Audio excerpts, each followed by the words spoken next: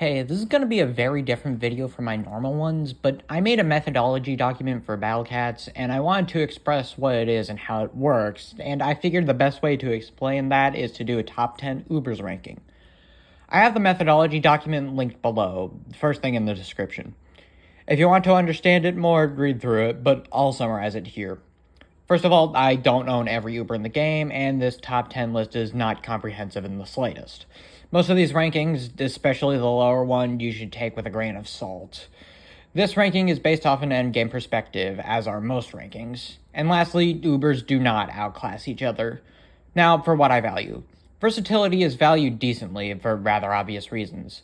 Efficiency is also valued highly. This game is incredibly long, and an Uber that can significantly reduce the time it takes to clear stages will be highly sought after. Synergy is also important. If an Uber works well with other Ubers, they will be ranked much higher, as I and many other people use multiple Ubers at once. Likewise, if an Uber has poor synergy with other Ubers, usually from making them miss their attacks, then they will receive a hit in the rankings, as it won't be optimal play then. Consistency isn't very highly valued, but it is preferred. Skill is not considered in the ranking. I'm not an amazing player by any means, but I don't consider myself bad at the game. And if you think an Uber requiring skill is a reason why they should be lower, you're a pussy. That's all the important stuff for the methodology. There's a lot of details missing out, which you can read in the document. But regardless, let's begin. Number 10, Salvation Star Lunacia. Lunacia! Why are you here? Like I said, this list is not comprehensive in the slightest, and this Uber expresses that best. By no means am I saying that Lunacia is worthy of being on the same tier as top 10 Ubers. This is simply me saying that I don't have enough Ubers to make a full top 10 list, and I needed to fill a slot. This unit is what I chose to fill the slot, as they're the one I use the most, outside of the rest of the units here. Lunacia is a unit that basically hard counters 4 traits, those being Red, Alien, Zombie, and Relic. She has freeze for around 50% uptime with them and 22k DPS, along with an explosion to give her extra pierce and freeze uptime. But here's the thing, she isn't nearly as strong as the other Ubers on this list.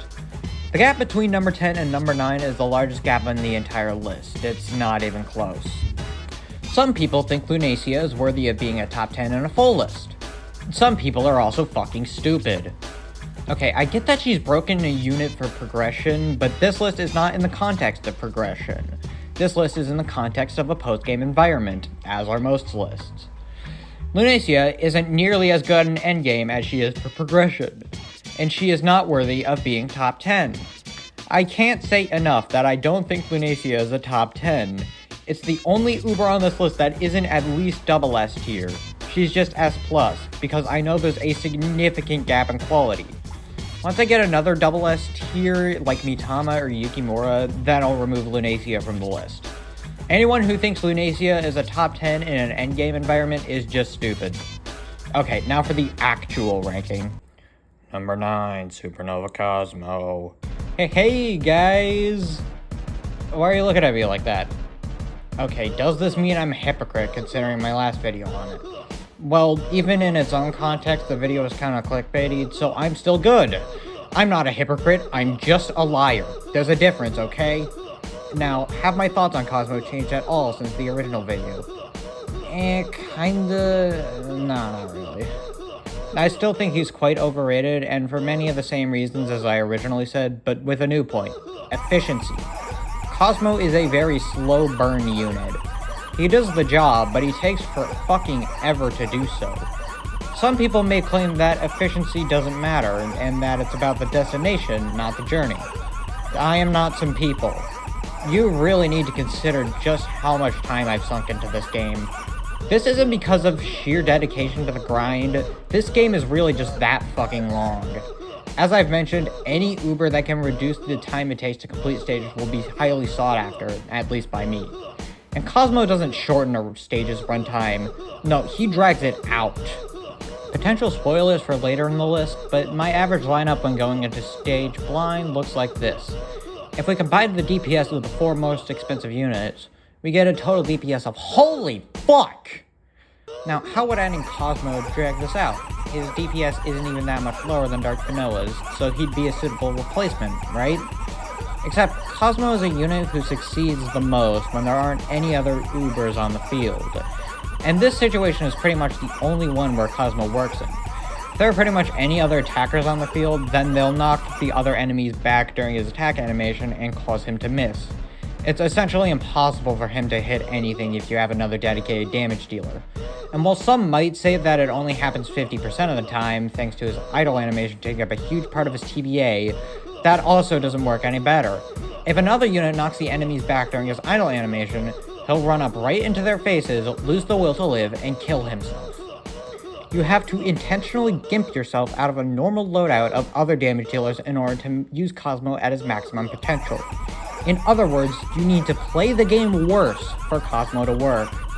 Some people might say that this is a valid strategy, even despite the longer time it takes, and that those slots you use for other damage dealers can be swapped for units that support Cosmo better.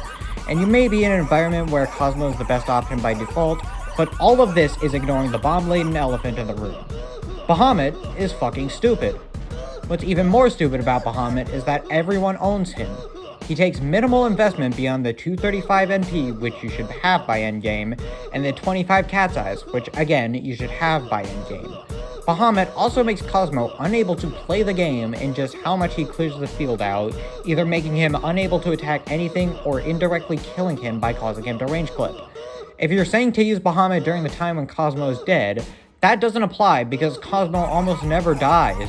You're stuck in a dilemma where you either need to conserve Bahamut for emergencies, or use him liberally and make Cosmo basically vestigial in the best case scenario, and in the worst case scenario, get him killed. This is a dilemma basically no other Uber has, and Bahamut puts so many other Ubers online from how powerful his pushing power is.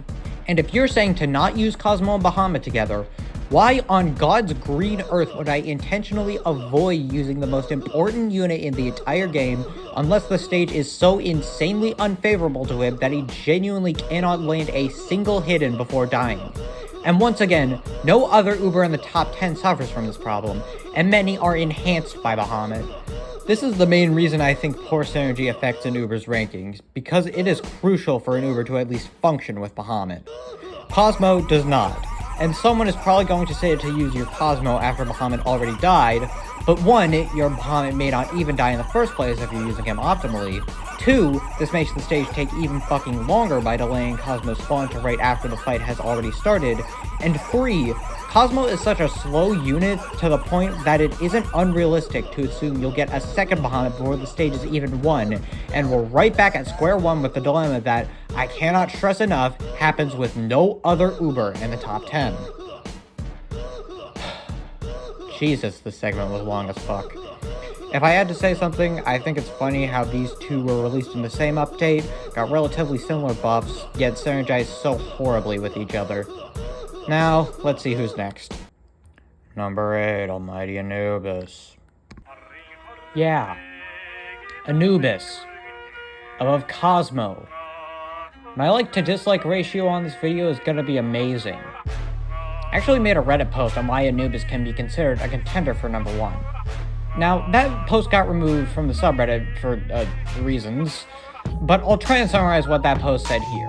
If you want me to, I may make a video where I just read out what the post said, but regardless, I'll summarize what I said in that post. Almighty Anubis is a standardized backliner, but an extremely powerful one. He has the highest DPS of any backliner in the game, at an average of 33.4 thousand. This is the main crux of why Anubis is so high.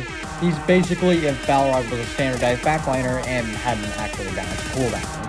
33.4k DPS is over 50% higher than Dazzly's DPS, and higher than a theoretical guaranteed triple hit Finoa, which will not happen. There's also the fact that his burst damage as well is extremely high, at almost 135,000, higher than the first hit of Bahamut's blast, and almost as high as an unstrengthened Balrog. This is not accounting for the surge, by the way. With it, he gets 268,800 burst damage, higher than Bahamut's direct burst damage, higher than Cosmo's initial hit and wave, and even higher than a triple hit Finoa. This is a damage level unrivaled by any backliner in the game, period. And it's not just the damage that allows him to compete this highly, but he also has insane roll compression. Wave immunity, surge immunity, knockback and slow immunity, barrier breaker, Z killer, and shield piercer all in one unit. This is fucking busted. As a matter of fact, he's one of the best anti-Aku Ubers thanks to surge immunity and his shield piercer, which is 70% chance by the way, despite not even targeting Aku. He's also one of the best Ubers for Heinous Road, and a few other challenging endgame stages. And this is all on a unit that's extremely cheap at 3,600 cost. On top of that, while his synergy isn't amazing, his efficiency is incredible for rather obvious reasons. He can melt stages faster than nearly any other top 10 Uber, and it's not even all that close. If you're playing by the style of protect the backliner and watch him do well, then Anubis is by far the best. Cosmo may be the easiest to protect, but if you protect Anubis well, he'll blow Cosmo's performance out of the water. This is why I have him ranked above Cosmo. They both have a similar playstyle, but Anubis is much more powerful when the setup is favorable, and you don't have to risk the Bahamut dilemma, because your Anubis will eventually die, and when your Anubis is dead, you can slip a Bahamut in and clean up what's left. And one last thing, his skill floor is actually a bit higher than you'd expect. It's not nearly as high as someone like Lazvos, but it's still not nearly as low as someone like Dazzle. You have to put a lot of focus in your meat shielding, and using Research Rock is recommended for using Anubis, especially for lesser skilled players. Number 7, King of Destiny Fanoa. The most boring top tier unit in the entire game. Yeah, I said it. Fanoa is a sniper with massive damage versus traded and 600 range, along with an LD multi-hit that can vary his DPS, with a double hit, which is most likely to happen with Fanoa's standing range and how the hits overlap. He has 21k DPS, which is impressive considering his standing range. So why am I calling him boring? Well, you see, that's about it. He's just big damage, big range. Even other top tier Ubers that seem shallow at first have things about them deeper. Lazvos seems like a simple high burst damage unit, but he requires a specific setup, and his very short cooldown can help you if you mess up by any chance, and his potential is way beyond any unit. Balrog seems like nothing more than big DPS, but his mobility allows him to be incredibly flexible and valuable, even if he lands only one hit per knockback due to how absurd his mobility is. Anubis also seems like a big DPS unit, but he also has insane roll compression, as I've said, and he's like Balrog where he mixes burst damage and DPS. Fanoa doesn't have any of these.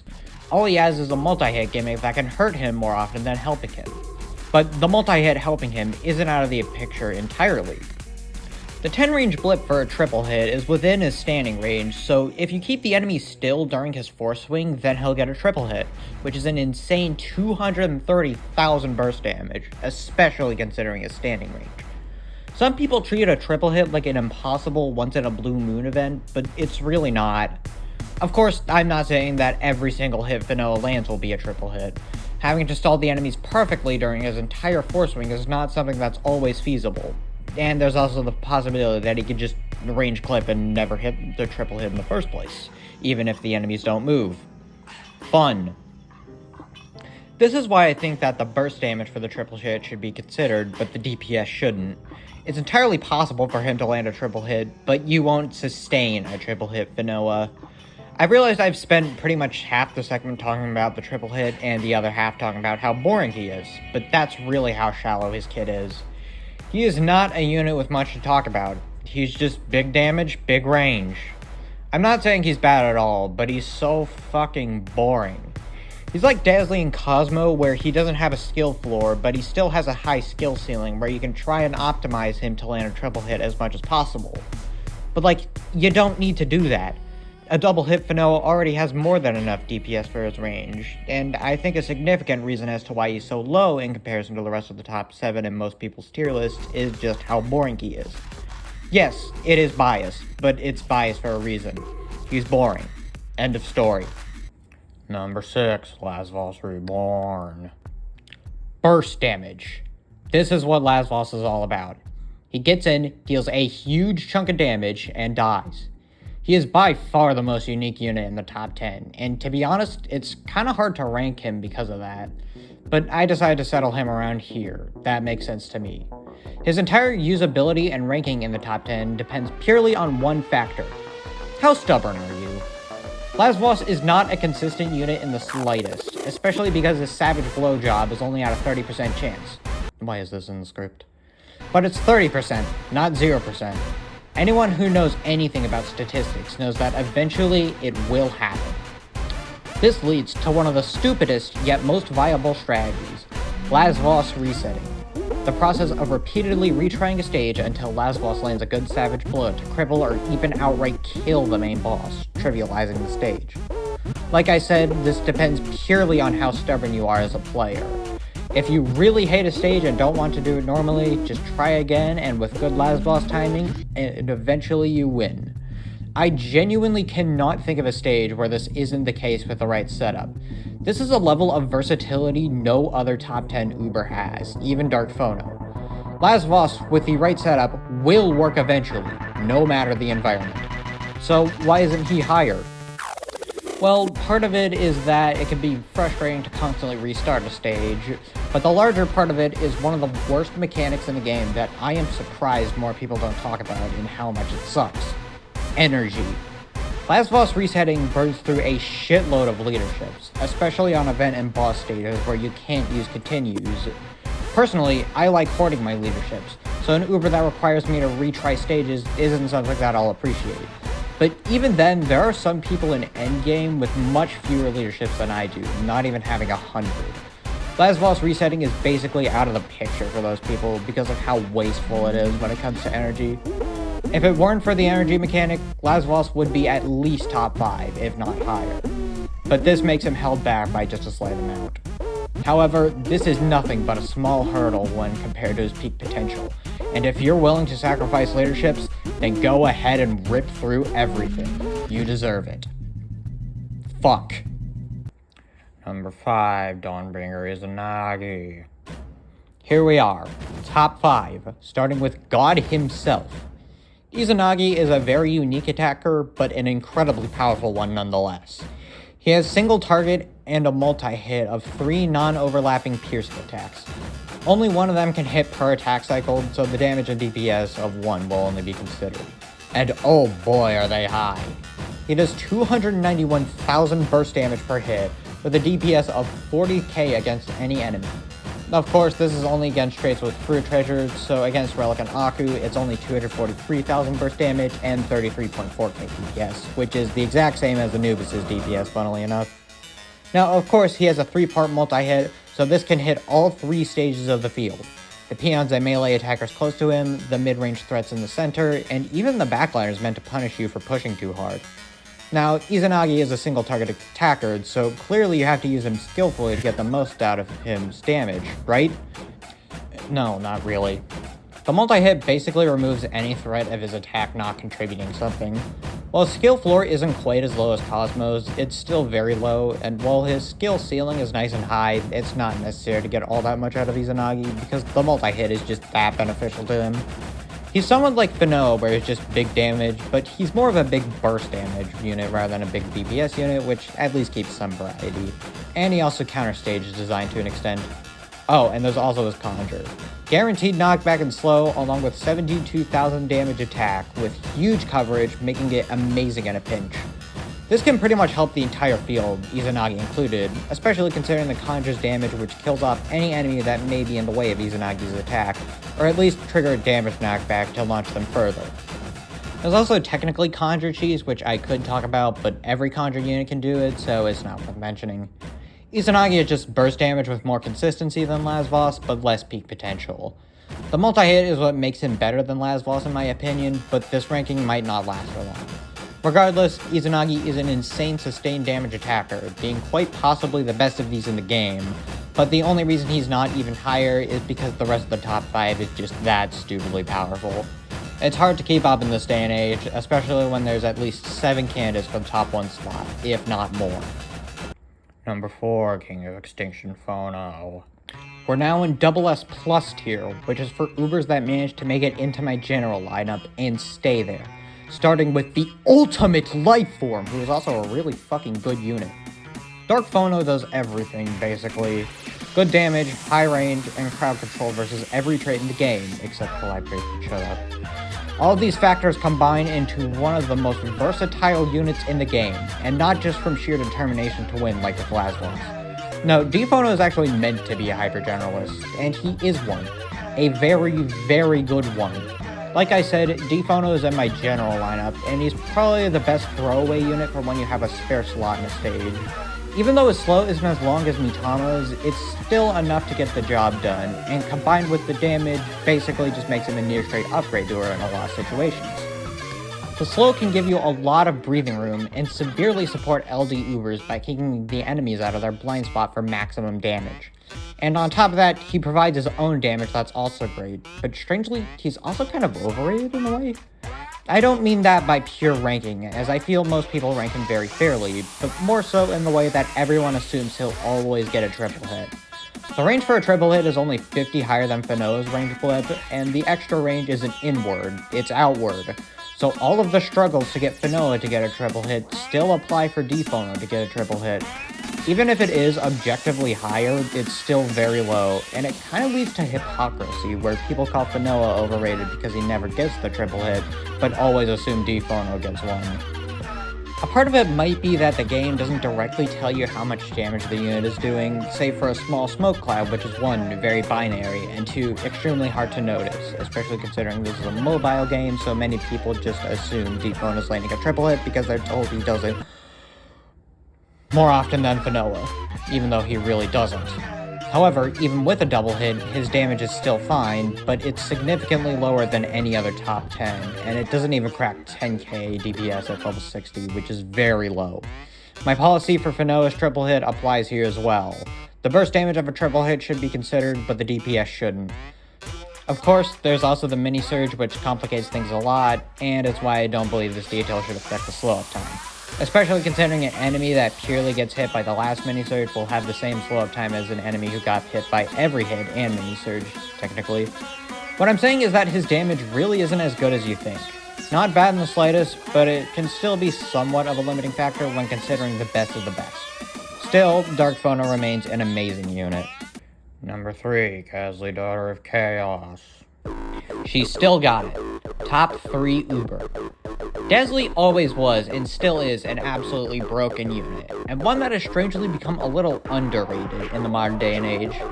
People forget that she's still no less a top 1 than the other 6 she's grouped with.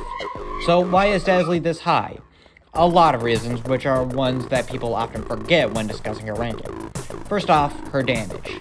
People often claim that she's overrated because while her damage is incredibly high, even when compared to the other top 10, damage alone isn't enough to carry an Uber.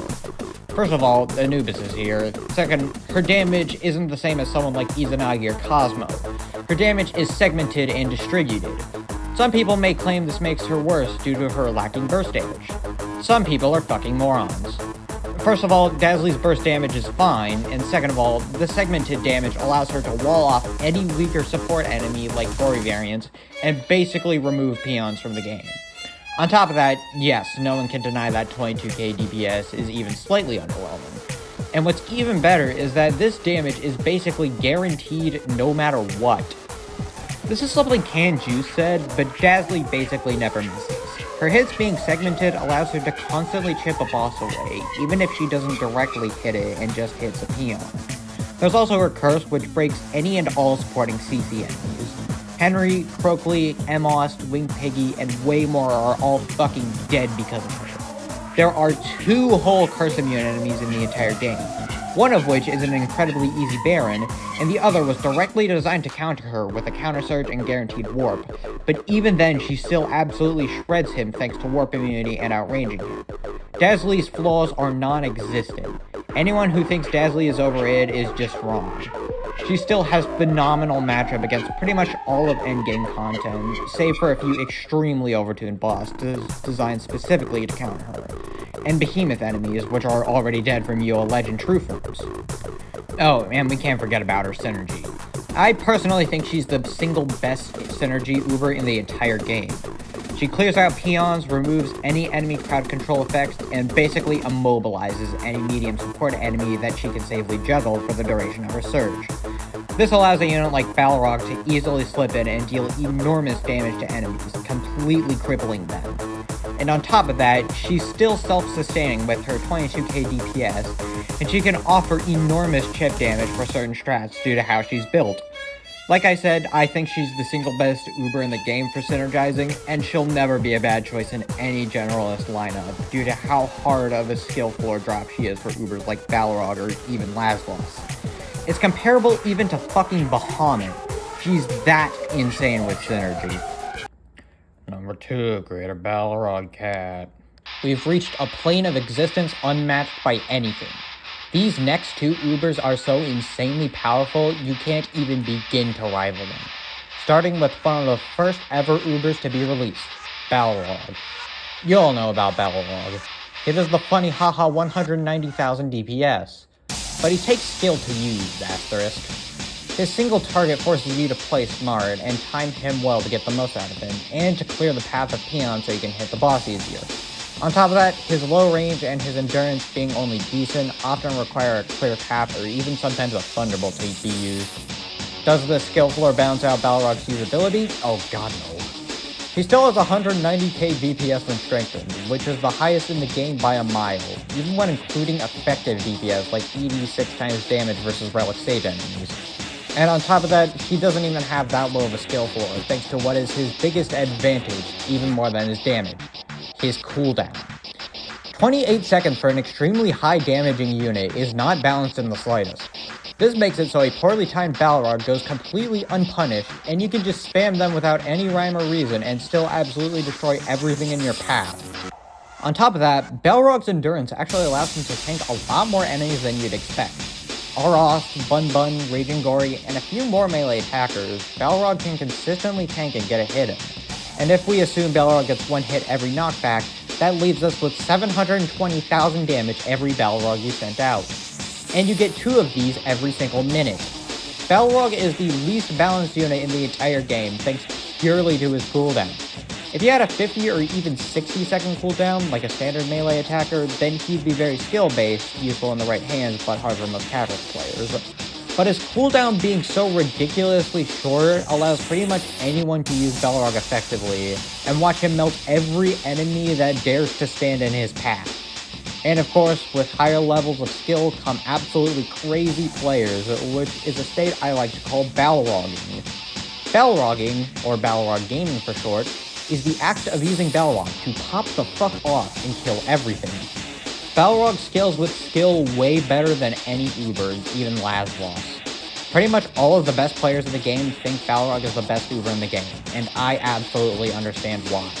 He just kills everything and goes basically uncountered due to how unpunishing he is, thanks to his cooldown.